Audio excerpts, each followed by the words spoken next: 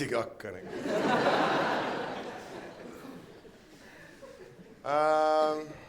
Sõitsin trammiga üks päev ja tavaline trammisõit nagu ikka ajan oma asja, istun seal. Järsku panen tähele, et nagu midagi on nagu valesti. Nagu kõik mu ümber rääkisid eesti keeles. Selles mõttes, kes on käinud teate, trammi kasutuskeel on vene keel, on ju. Istun seal, kogu sats räägib eesti keeles. Mõtlen, et perse, et täna laulupidu või mis asi on, vaata. Saad sõna, mul läks mingi 4 peatust enne, kui mul meelde tuli, et ma Helsingis olen.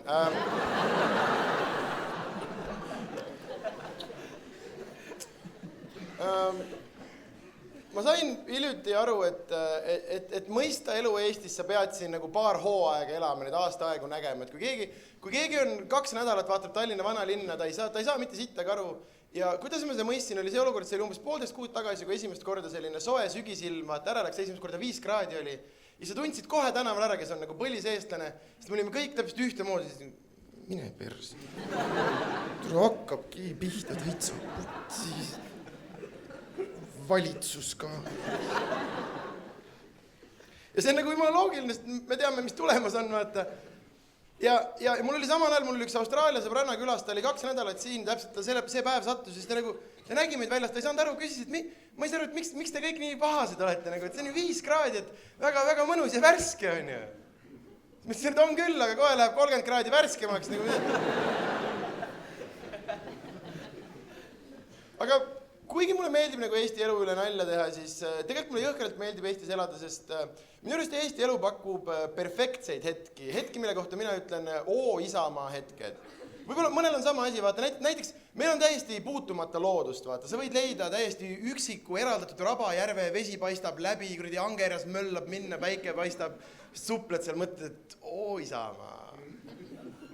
Okei, kui see ei ole teile. Lumine põld. Must metsaviir, sinine taevas, 2 suitsupääsukest pab üle peana. Isamaa, Okei, kes ikka veel ei mõista. Naabrimehe suitsusaun, korralik koduõlu ja kuradi noorema peretütre saiad ka välja võetud, Isamaa! Ja mul oli umbes 2 kuud tagasi võib-olla elu üks suurimaid siukseid Isamaa hetki, see oli Tartus Shootersis.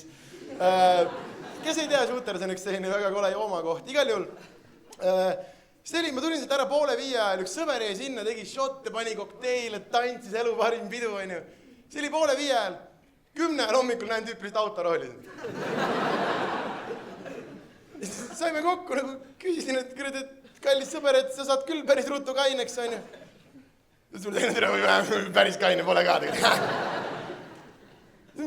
Küsisin, kas sa päriselt sõidad nagu täispeaga sõitmine on ikka võrdlemisi tildo tegu, on ju. Tüüp vaatas mulle surmtõsise näoga otsa, ütles, et saad sõru, Sander, et kui ma täispeaga ei sõidaks, mul oleks pooled asjad elus tegemata. Ja mina mõtlesin, et Isamaa. Thanks, et vabaks laulsite või midagi.